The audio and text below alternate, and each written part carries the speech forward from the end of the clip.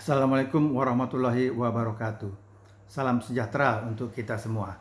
Selamat datang kembali di Universitas ABRI 1. Baik, saat ini kita akan membahas mengenai atau menjawab pertanyaan dari beberapa teman mengenai apa sih bedanya gagasan dengan angan-angan. Nah, baiklah. Namun perlu diketahui bahwa hal ini adalah merupakan pendapat, ya, karena masing-masing orang bisa saja berpendapat yang berbeda, ya. Namun untuk ini adalah pendapat dari Universitas ABRI 1 atau paling tidak pendapat saya pribadi. Baik, yang disebut dengan gagasan itu adalah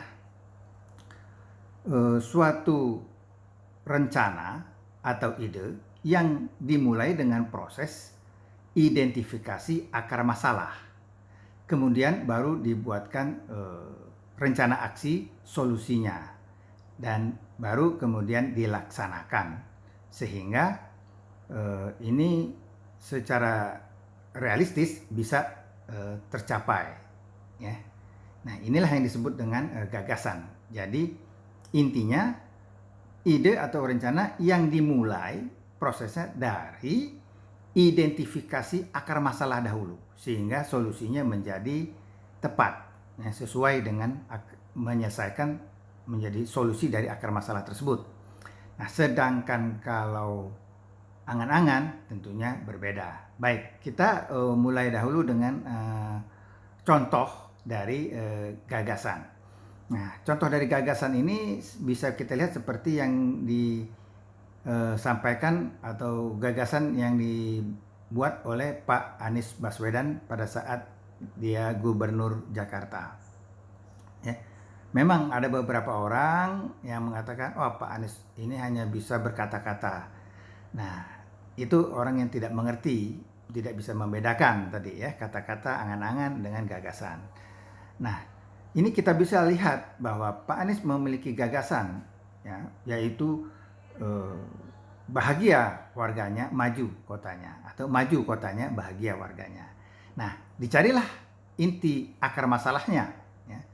Nah, akar masalahnya tentunya dalam hal ini adalah keadilan dan kesejahteraan, ya, untuk masyarakat. Nah, di sini kita melihat dari segi keadilan, yang masyarakat yang termarginalkan sering sekali selalu sebelumnya digusur, ya, digusur. Nah, untuk hal ini oleh Pak Anies tidak digusur lagi, ya, tetapi dibuatkan rusun, ya. Nah, rusun ini tentunya ada beberapa klasifikasi yang tergantung disesuaikan dengan kemampuan masyarakat itu sendiri. Bagi masyarakat yang penghasilannya masih belum mencukupi untuk memiliki, maka dia menyewa, maka disebut dengan rusunawa, ya. Ya, itu mungkin dicontohkan kepada masyarakat di rusunawa akuarium, ya. Dan kemudian ada bagi masyarakat yang sudah memiliki penghasilan yang mencukupi untuk memiliki rumah, maka dibuatlah rusunami, ya, rusun milik, ya, untuk milik. Dan juga dibuatkan gagasan DP 0%. Nah, ini memang ada yang dipelintir oleh orang-orang bahwa DP 0% ini bohong karena kenyataannya ada syarat penghasilan. Nah, seperti tadi yang saya sampaikan, tentu semuanya itu harus disesuaikan dengan kemampuan penghasilan daripada masyarakat, ya. Bagi yang belum mencukupi untuk mencicil rumah dari penghasilannya, maka dia cukup menyewa. Tapi bagi yang sudah memiliki penghasilan yang cukup untuk mencicil, namun tidak memiliki kemampuan untuk membayar DP-nya, down payment-nya atau uang muka, ya, itu yang dicari solusinya, dibuatkan DP 0%. Jadi ini memang untuk segmen masyarakat yang memiliki penghasilan yang cukup untuk mencicil, ya. Nah, namun tidak memiliki kemampuan untuk membayar DP-nya. Nah, inilah yang menjadi solusinya DP 0% yang dibuat oleh Pak Anies, ya. Nah, itu dari segi rumah. Kemudian dari segi transportasi. Nah, transportasi ini kan dirasakan mahal bagi masyarakat Jakarta. Kenapa dia mahal? Karena dia tidak terintegrasi. ya. Nah, karena itu dibuatlah gagasan oleh Pak Anies, dibuatlah transportasi yang terintegrasi di Jakarta, ya, terintegrasi sehingga menjadi murah dan memudahkan karena semua terintegrasi mulai dari angkot sampai kepada Transjakarta Busway, ya. Itu terintegrasi juga bahkan sampai ke MRT dan LRT nantinya, ya. Nah, dan kemudian juga selain murah, public transportation ini juga membantu mengurangi masalah kemacetan di Jakarta. Karena yang tadinya tidak nyaman menggunakan public transportation, sehingga sekarang bisa beralih tidak menggunakan lagi kendaraan pribadi, bisa naik ke public transportation karena murah dan sudah terintegrasi. Nah, ini sudah dirasakan oleh masyarakat. Dan di samping itu kemacetan juga bisa juga salah satu faktornya disebabkan oleh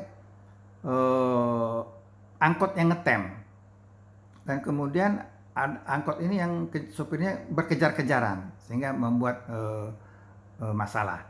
Nah, ini dicarikan juga solusinya, akar masalahnya ini, yaitu angkot Jaklingko sekarang selain juga sudah nyaman, bahkan ada yang sudah ber-AC, juga sopirnya digaji tetap, ya, dihitung berdasarkan mileage atau kilometer, bukan lagi berdasarkan setoran, sehingga tidak perlu lagi sopir ini, angkot ini, Jaklingko ini untuk ngetem atau berkejar-kejaran karena dia sudah mendapatkan gaji yang tetap, ya, berdasarkan kilometer yang dia tempuh. Jadi tidak ada lagi keperluan kebut-kebutan yang membahayakan pengendara yang lain. Nah, ini dari segi transportasi. Nah, dari segi pangan itu juga sudah dibuatkan juga gagasan food station untuk Jakarta, di mana food station ini bekerja sama dengan daerah-daerah produsen sehingga terjamin supply-nya dengan harga yang wajar bisa dinikmati oleh warga Jakarta. Ini yang disebut dengan gagasan yang jelas. Begitu juga untuk mengenai pendidikan. Nah, untuk pendidikan bagi siswa yang kurang mampu disediakan KJP Plus, ya, dengan banyak kemudahan, ya. Begitu juga. Dan di samping itu juga ada keadilan bahwa ada orang yang rumahnya dekat sekolah tapi dia tidak mendapatkan sekolah tersebut. Dia harus pergi ke sekolah yang lain yang jauh. Nah, ini kan tidak adil. Makalah dibuatlah zonasi, ya, berdasarkan tadi lokasi domisili rumah yang dekat dengan sekolah. Jadi bukan yang ada orang yang sekolah terpaksa jauh padahal di dekat rumahnya ada sekolah. Nah, dia tidak bisa ke sekolah tersebut karena tidak diterima. Nah, karena ada persyaratan-persyaratan eksklusivisme. Nah, ini keadilan ini ditegakkan. Sekarang semua berdasarkan domisili, ya. Tidak perlu lagi sekolah jauh-jauh, cukup yang terdekat dengan rumah. Ini zonasi, ya. Jadi semua dilakukan dengan seleksi dengan keadilan, ya. Nah, itu beberapa contoh mengenai yang disebut dengan gagasan yang prosesnya dimulai dengan identifikasi masalah, akar masalahnya, dan kemudian baru dibuatkan rencana aksi yang realistis sehingga terlaksana, tercapai tujuannya. Itulah yang disebut dengan gagasan. Nah, sekarang bagaimana dengan angan-angan? Nah, tentunya angan-angan ini yang saya sudah singgung sedikit di depan, yaitu rencana atau kata-kata atau rencana yang tidak didasarkan melalui identifikasi akar masalah. Nah, semuanya hanya berdasarkan keinginan, tetapi tidak melalui proses identifikasi akar masalah sehingga tidak menjadi solusi dari akar masalah, sehingga otomatis tidak tercapai yang direncanakan, sehingga tinggal menjadi angan-angan saja. Contohnya karena kebetulan saya ada di pasar modal, yang paling mudah bagi saya yang saya lihat ke depan, ya, ke depan saya yaitu ya pasar modal. Nah, di pasar modal ini dari dahulu El Clasico, ya, roadmap yang dibuat itu, yaitu roadmap pasar modal yang dibuat otoritas pasar modal itu, yaitu ya tidak melalui identifikasi akar masalah. Sehingga ya sampai sekarang tidak pernah tercapai, ya. Nah, sekarang sudah ada dibuat baru roadmap yang baru ya tahun 2023 ini sampai ke 2027 mungkin ya. Nah, sudah dibuat roadmap yang baru. Nah, untuk sebagai naskah akademik ini bagus gitu ya. Saya sudah baca selintas. Ya, ini untuk sebagai naskah akademik bagus ya. Karena sudah mencakup cakupan yang cukup luas. Namun untuk diharapkan mencapai tujuan ini masih seperti El Clasico ya, jauh api dari panggang atau panggang dari api ya. Karena apa? Karena tidak melihat memecahkan akar masalahnya ya, tidak dicari akar masalahnya. Nah, mengapa? Dilihat di sini masih ya, umum saja, ingin bahwa pasar modal itu akan menjadi tangguh, terpercaya dan kredibel. Ya, nah itu yang diinginkan. Dan kemudian bagaimana rencana aksinya? Ya, mungkin salah satunya ada beberapa ya, misalnya pengembangan produk, ya, pendalaman mengenai market, ya. Terus kemudian ingin menambah jumlah investor, ya. Terus kemudian market capitalization ditingkatkan. Nah, itu semua klasik ya. Juga transaksi harian ditingkatkan. Nah, ini El Clasico, tidak menyentuh inti akar masalahnya, tidak dicari dahulu akar masalahnya. Yang dianggap sebagai masalah, yang dibahas sebagai masalah atau tantangan itu hanyalah ya pandemi, ya, masalah kondisi ekonomi global, demografi kita. Nah, itu El Clasico, ya, itu El Clasico. Dan tidak menyentuh inti permasalahannya karena tidak pernah dibahas malah skandal-skandal yang terjadi di pasar modal selama ini atau bahkan baru-baru ini yang merugikan negara puluhan triliun dan juga merugikan masyarakat. Ini tidak dibahas. Nah, sedangkan masalah ini sebenarnya inti akar masalahnya. Nah, itu satu. Yang kedua, juga program yang dilaksanakan juga kembali lagi ingin meningkatkan lagi modal dari perusahaan efek. Padahal ini juga tidak menyelesaikan masalah juga. Karena apa? Terbukti bahwa perusahaan efek ini karakteristiknya berbeda dengan perbankan. Jadi industri perbankan memang taking position, karena itu memang diperlukan modal yang besar, ya, diperlukan sources yang besar, ya, seperti IT, ya, sistem IT-nya dan bagaimana dan lain-lain. Nah, sedangkan kalau pasar modal ini seperti brokerage itu tidak taking positions, ya, dia hanya sebagai perantara. Begitu juga manajer investasi itu tidak taking positions, dia hanya mengelola ya, dengan resiko yang sudah diketahui oleh investornya.